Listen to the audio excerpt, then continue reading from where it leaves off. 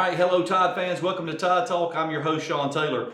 Man, it's good to have everybody in the studio for a change. Welcome home, Maurice. Thank you. Welcome back. Glad to have you here, Jimmy. It's kind of a special week. It's a special week. So, I mean, we had to have for multiple reasons. We had to have him in the studio. It's Iron Bowl week, and I thought I had Chattanooga this week. it's Thanksgiving.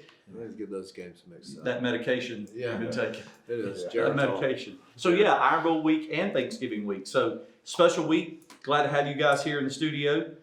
We'll talk briefly about Chattanooga. You were close to spot on the score, by the way. Yeah. We were keeping up with that. Off by 4. So 66 to 10. 66 so, to 10. 62 to 10. Yeah.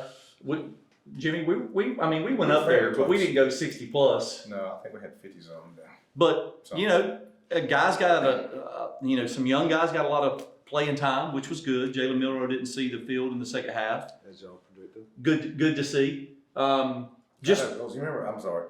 That's what I told you on our prediction. I was like, look, get the young guys in. Absolutely. No injuries.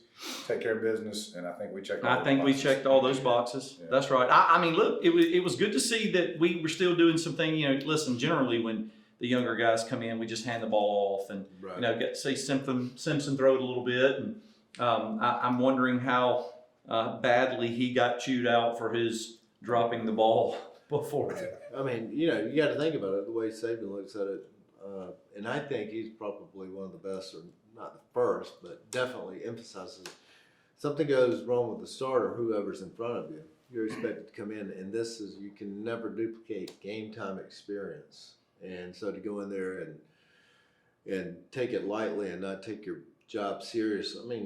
Remember AJ got spanked on the behind that time. Yeah, he wasn't the starter; he's a backup. He got, so. The sad thing about that for him is that, it was been like the longest touchdown of the year. Right. One of the longest in Bama's history, but it's not there now, is it? Won't be recorded. Yeah. From just, again, we kind of anticipated the score. We all picked, we would do what we did. What did you see, Maurice, that you hope that we continue to see this week, or is there anything that you didn't see that? I tell you, it's not anything. It's also not to be general, but it's a focused team is what I was hoping. They always say when you play somebody, oh yeah, they beat the crap out of Chattanooga. Great teams are supposed to beat the crap out of them. I think you said it in the text. We did what we were supposed to do. Exactly. And look, we came out early, kind of scored at will. Glad to see that. Glad to see that we did have some focus. We all said, I wonder if we're going to come out the way we did, against Kentucky. Right. I think we did. Is that a testament to just maybe the youth of this team and just their focus, Jimmy, or are we just that good? No, like most, we're, I think we mentioned it last week. The team is starting to grow on us. I tell you, I think I mentioned about Milroe kind of growing up in front of us, or has grown up in front of us. The team has too. I think their focus, obviously, is where it needs to be, and it's a reflection on the field. Again, no surprise that we've kind of taken care of business the last month or so now. Yeah, we all have said over and over again throughout the course of this season, and we're coming to the close of the season, we've all have said, get better every week. This team has. Get better, and we have really seen that. It hadn't been get better for a couple weeks, play poorly, get better, Setbacks, going back to your old ways of holding, not listening, minimal mistakes. Yeah.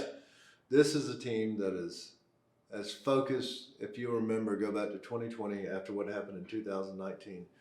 This is a team that is, to me, impressively focused and has a chip on their shoulder, and maybe one or two other teams that nobody in the country can touch. And I play anybody. Yeah. I'm sorry. No. How many times have we seen a team where there's, take some of the championship teams we've had, take 2 or 3 steps forward and then take a couple steps back. 2 or 3 steps forward, Absolutely. a couple steps back. This team is taking steps forward and taking steps forward and taking steps forward. We're not really backing up anything. Well, listen, Saban has talked about it multiple times. Sometimes that comes with winning. Complacency, comes with winning. And this team just appears to be, even though we won 9 straight, appears to be hungry to continue to improve and win. I don't even look at the wins per se. You got to win, of course. I'm not looking at the win. I'm looking at the attitude. And I don't believe in players only meetings does all that. Obviously, the one that we had this year after, I think, USF meant something. This is a team that does not, 2 things. Huge disrespect. We'll find out if we move any tonight. I'll reserve my comments for the committee, and I have sent them multiple letters of my disappointment. I'm kidding, it's email. So that and the fact of, what David Pollock said to Saban last year during the college championship, the team to beat is Georgia. Everything runs through Athens. And so you say that to Saban and as many 5 and 4 stars as they do on our team. Well, now you've developed the chip. I wonder too, talking about the players only meeting, early on in the year, I mean, there was a lot of chatter from ex-players talking about this team didn't look like a Bama team. They referenced it this past week. And that they need to get their jump together. And I don't know if that helped or not. I don't know if some of the players took that to heart and said, you know what, you're right, we're not playing to the standard. We need to do something. We need to look ourselves in the mirror. Well, it was mentioned in some of the stuff that I read this past week about, just kind of how they thought that was a little disrespectful, and for however they took it, for whatever reason, it seems to have rallied this team. I mean, this team, yes, after USF, apparently there was a players only meeting, and we've seen them progressively get better every week. Now, have they been perfect? No. And that's what Saban continues to emphasize is there's still room for improvement. There's still some things, let's look at this past weekend. Listen, we've all said how, we were wondering what was going on with Kool-Aid on the punt returns and that sort of thing. And maybe Caleb Downs going in there and returning one and doing a pretty good job is going to cause Kool-Aid and McKinstry to work a little bit harder on the punt return aspect of it. What's wrong with if he gets another chance. If he gets a chance, but I say that just again, just these guys have taken it personal. They have taken, we always hear that we don't let the outside interference. I think that's not so true. Everybody pays attention in some respect. Maybe they don't put a lot of weight into it, but they do pay attention. I mean, I always heard, even as just a meek walk-on, heard all the rumors and everything, and then other players heard about it too. We didn't have social media way back then. It doesn't take that much for a team to lose its championship aura. It's a mindset that everybody on that team has to have. And I think that this team has it. Now, does it mean that we're going to win it, that we're going to get in? No, there's no guarantees for that. It's too much of a logjam. I think a lot of things will change in the next 10 days. But for right now, I think that this team would take on the Kansas City Chiefs. Not that they would win, but I think they would be saying, yeah, we'll play.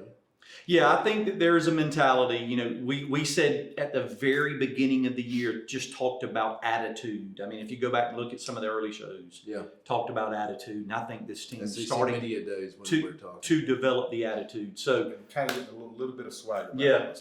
So let's take a quick break. We'll come back. We'll dissect the previous game just a little bit more because there's some things to point out, and then we'll get into Iron Bowl week. So, hey, did we get free water? He's got a water. No, that's just Jimmy. That's special for the starters. Yeah. Tide fans, hold your seats. We'll be right back with Tide Talk. Beam wins it on a last-second kickoff return, and it's all thanks to the Big G. He's only about a foot tall, and he's not great at catching since he doesn't have any arms. But boy, when he does, he's end-to-end in a blink thanks to that 1 gig speed that makes him so special. You can tell his teammates just love playing with him. Maybe a little too much. Gig speed from Beam. Made for football. Available everywhere. All right, welcome back, Tide fans. Maurice, we were talking about before the break. Jimmy, we mentioned attitude. You know, this team playing with a chip on their shoulder, progression every week, getting better, getting better. You know, I think you saw that last week against Chattanooga. Not a formidable opponent, but you just saw the level of play. You saw the execution. Yes. And then you saw it from some of the younger guys. I mean, some of the younger guys step up and did, you know, some things really nicely. And that just talks about the team as a whole and their buy-in to what has to take place for us to do what we have to do. Yes. Now, you know, clearly, the level of repetition that some of these guys, you know, they talked about it last weekend about just, you know, Saban felt like Haynes needed to get some more reps, but it just, you know, he's got the three guys in front of him, and I'm hoping that doesn't impact whether he stays or goes, because he's got a chance to come next year, Yeah. and with this young team be really, really good. And you got to see some of that this past Saturday. Right. I mean, players like that, I think that, and luckily, you know, his father, former Bulldog and played in the NFL. First of all, even if you don't get any playing time as much as you want as a freshman, you're not going to the NFL because there's a rule 3 years removed from high school. Second of all, you just moved up 2 spots because, you know, 2 players in front of you are leaving. Not to mention, as you have stated, word from practices, he's a beast whenever he's in practice. So I'm not really worried about him taking off. But, you know, the worst thing you can do is be a backup and get into a game like this and not pay attention to detail, because on that film, which is dissected repeatedly, I mean, it's the easiest thing in the world for a coach to say, and this is why you're not playing. So have y'all seen? There's a clip floating around with Saban, and it basically addressed this whole freshman playing thing. And Yeah. his words were, if you hadn't seen it, was, in all the years I've been doing this, when we do these evaluations for our juniors and seniors that have a chance to go play in the NFL, he said not one time has an NFL representative asked me how many reps or how many snaps did he get as a freshman. Right. They don't care if That's he right. plays. I mean, Yeah. those people don't. Now maybe the player does, but anyway. Yeah, my point behind all that, What's your point? Do you have a the point? 2s and the 3s came out and performed Yeah. with an attitude. Yeah. They played, even though it was, you know, the game was kind of in hand, they came out and played with an attitude. And so that was my point by this whole team That's a good point. appears to be locked in and focused, maybe as much as I've seen an Alabama team in a while. I will agree with that. I mean, because this team's had their back against the wall, and they still do. They still have to fight for. I mean, this week there can't be a letdown, and I hate to say this. I know it's Iron Bowl, and I don't believe in all that. It's a rivalry. You throw everything out. No, if you're focused and you play a good game, there's still an opponent that you've got to beat. And what you said a few weeks ago resonates. Style points do matter. We're going to find out tonight. Today's Tuesday.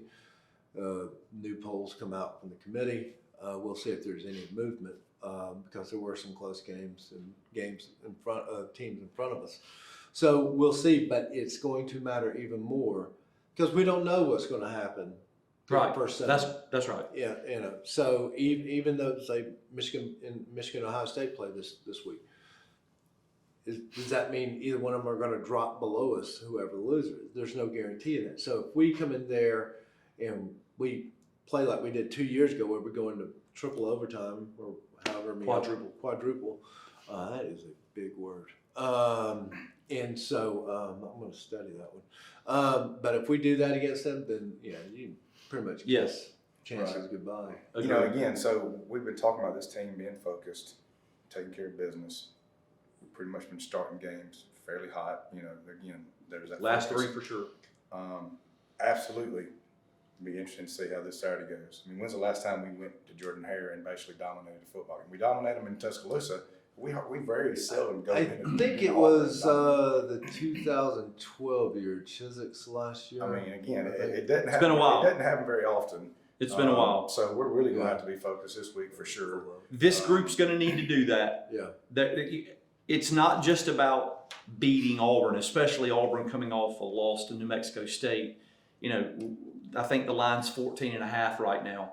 It's about going in there, looking good in all facets, playing with a purpose, executing correctly, dominating the game, because, you know, if you do that, then you got to prepare for the SEC championship game. And if you take care of business there, then some things are going to fall into place. Possibly. Ohio State's got to play Michigan. Bless you. Washington and Oregon have to Washington, play Oregon have to play each other. again. Texas has to play. They're going to play They have to play Nobody. either Oklahoma State or Oklahoma again. correct. So there's going to be somebody's going to lose, Yes. and if we take care of business, I'll tell And you. talking about Saturday, you know, Saban had another quote. He was talking about how, you know, people always say about the voodoo when things happen in that stadium. And his quote was basically saying, in this series, in this game, the team that plays the best typically wins. Right. I mean, you know, so throw all that other That's talk, right. you know, out the door, out the window. Yeah. Least amount of mistakes, executing the game plan, both offensively, defensively, special teams. You know, listen, if you look at it, we are the most talented team. Oh, by far. On the field Period. Saturday, no doubt. We are the most talented. The most talented team don't always win if you make a bunch of mistakes, if you turn it over. So they're So lackadaisical. I'm looking at Georgia. I'm not correct. looking We know we're going to the SEC championship game. at- right. You know, Auburn just got beat by New Mexico State. You know, there's a lot of conversation. Could that give them extra momentum? I don't care if it does. At the end of the day, we're the most talented team. Right. We have Give me your best. a really good coach, Yeah. really good coaches, and that's what we should see on Saturday. I agree wholeheartedly. You know, I don't know what Saban's speeches have been at during here before, but you know, throw those away, please. Yeah, exactly. Let's change it. Let me write something for you. But you know, I agree. He should say there's not one player on that team I would trade for any of y'all. You're better players, you're better athletes. And I mean, I'm not trying to be disrespectful to kids, but that's why Harsin is not the head coach at Auburn anymore, because his recruiting was not up to par to their expectations. So yes, I mean, I couldn't. No, I don't want to jinx myself. I couldn't name a wide receiver, and I don't know who's going to be starting at quarterback because you know Freeze changes his mind all the time. Looks like they're still going with Thorne. Okay. You know, So again, at the end of the day, man, you know, again, not disrespecting them for sure, but there's not a position group over there that I would say, man, they probably got an edge there. That it was- used to be kicker. Yeah. I'm not kidding you. I mean, Did y'all read the breakdown? Did you see that on AL.com? They did a breakdown, a comparison, and from the writer, equal advantage at running back, the group, equal advantage running back, equal advantage special teams, Well, they've used theirs more as far as punt, but go ahead. and then for the most part, we had the advantage in every other category: offensive line, quarterback, receiving group, defensive front, linebacker, corner. Sorry, equal advantage at cornerback in the defensive backfield. Equal At advantage cornerback. in the we- defensive backfield. And we have two. Yep, that is first correct. rounders. Okay. Now I will say Auburn they do have a as far as ranking. I haven't seen this week's. They were ranked decent as far as pass defense goes. Yeah. But I was saying that though, it's not going to Hold matter. on, hold on. Let's take a break. Let's come back and hear from that. We got to make sure we're staying on target. So, Tide fans, hold your seats. We'll be right back with Tide Talk. Beam wins it on a last-second kickoff return, and it's all thanks to the Big G. He's only about a foot tall, and he's not great at catching since he doesn't have any arms. But boy, when he does, he's end-to-end in a blink thanks to that 1 gig speed that makes him so special. You can tell his teammates just love playing with him. Maybe a little too much. Gig speed from Beam, made for football, available everywhere. Welcome back, Tide fans. So, Jimmy, finish what you were saying. I didn't want to cut That you was off, but I hours want to. Good. Yeah, that was hours ago. So, what I was going to say there before we went to break is the fact that none of that matters. If Oh, we- yeah, if, you that's know, right. I mean, yeah, we could be better than them at every position. It's not gonna matter. It doesn't typically matter when we go into that stadium. And like I said, we have to be focused. We have to show up with the attitude that we've had the last few games. And if we do, I like our chances. But We have to execute. At the end of the day, we got to execute the game plan. And should we do that, the rest of the things that we talked about, better offensive line, better defensive line, better quarterback, et cetera, those will take care of Yeah, themselves. I mean, so what you, and I get Jordan Hare is, one of the louder stadiums in the Southeast and in the country. I mean, other people have come there and talked about that, never been there, and talked about how kind of intimidating it is. But, when you're in the, line, we're talking about, the offensive line, defensive lines, where battles will won. That's absolutely right. In the Linemen trenches, don't in the trenches. really don't get into it's kind of drowned out just from your man's right in front of you. So I don't know I don't know how much film a sports writers actually watch to be able to make those grades. they were trying to make the I think they're just- Auburn fans. They're trying to I think they're just get trying to promote the game a little more, because there's a lot of conversation that even Hugh Freeze said, man, we got to come out of this fog that we're in. He said that, the first day or so, everybody's walking around in the fog. And hey, and speaking of him and that team, does anybody believe that they had any focus at all on trying to beat New Mexico State?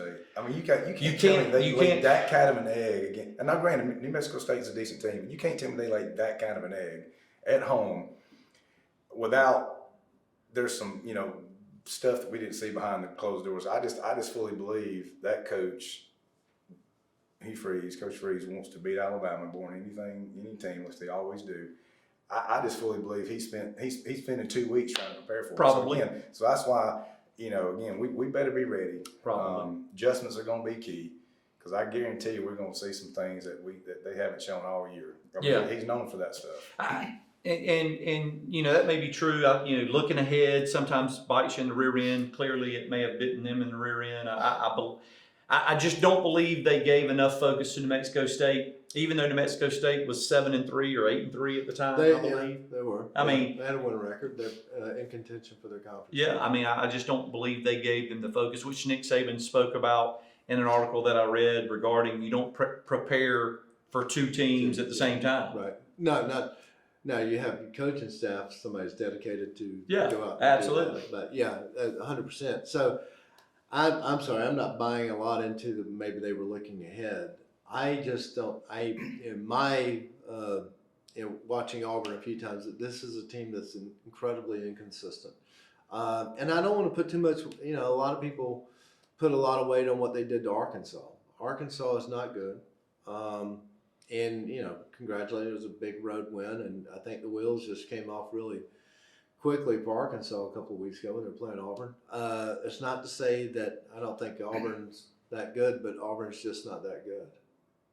Oh, well, I did say that. that's right. So, And again, so my hope is that our guys believe that they are that good. Our guys believe that they are going to be a tough opponent on the road in a hostile environment, so that mindset going in is we're going to have to play our best game to win.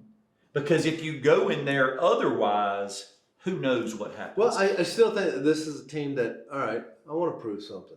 I want to do. I want to take on the Ole Miss, and y'all think that they're going to beat us, and this is Lane's time. I'm going to show you. Yeah. I want to show you what Brian Kelly coming in here, and what they were able to beat us last year. I'm gonna show you something, even though it's Bryant Denny. This is a team I feel that says, okay, you want to challenge me? I accept. Don't matter who you are. That's right. Let's go. And I think we want to play Georgia really bad to prove something, but I know, first things first. And I think this team wants to go. I don't know what y'all have heard about us playing at Jordan here, but it doesn't apply to this team this year. That's good stuff. right there. I do. I mean, I want to believe that, and I do feel Believe, like Jimmy. Believe. I am Come believing. with me. I want to believe, Come on. but I've also seen Stranger things happen. Stranger things, as talented teams go into that stadium with an average to mediocre Auburn team I and agree. struggle, and whether they get beat or barely win. So I just know. But here's the difference between this team. I think some of the times that we've gone in there, and 2 years ago, or going back, I think AJ's senior was at 13 or whatever. I think we felt a lot of pressure. I think this team really wants Right. to.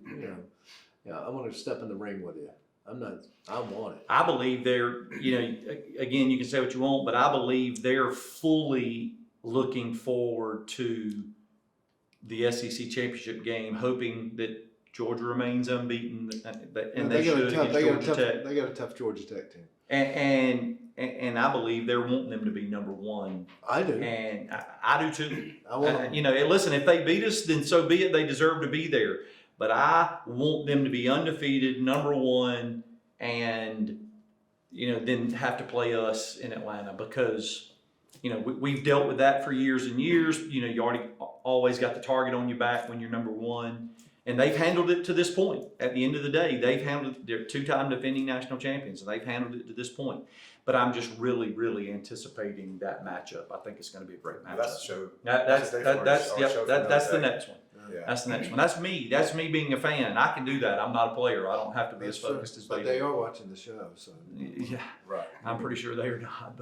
But yeah. So let's talk about some predictions. Okay.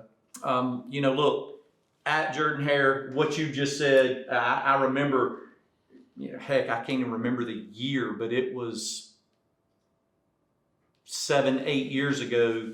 We go to Jordan Hare, Cam Newton's year, 2010 maybe. That was longer than 2 Okay. years ago. Yeah. Maybe 2010, maybe that's right.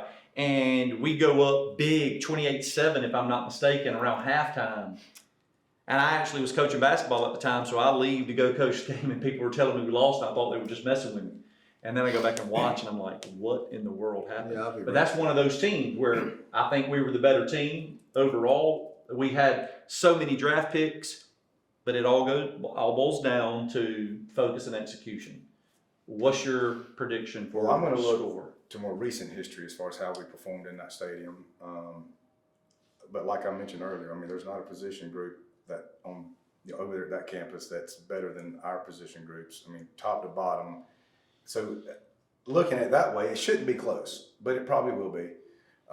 But I say that I do feel like this team is more focused. I do think that we're out to prove. And if we do show up with that focus we've had the last several weeks, then we will definitely take care of business. And I do think we'll cover actually. 14.5 is the spread. I think it'll be a 38-14 or 38-17 kind of game. Just on the score. I don't think Auburn offensively has anything, even against an average defense. And I've said this, and I'll still say it. This is one of the best defenses I've seen under Saban. Kudos to Kevin Steele. And when you look back at recent history, different defensive coordinator. I don't see this is an easy cover for Bama. I'll say easy. They should not.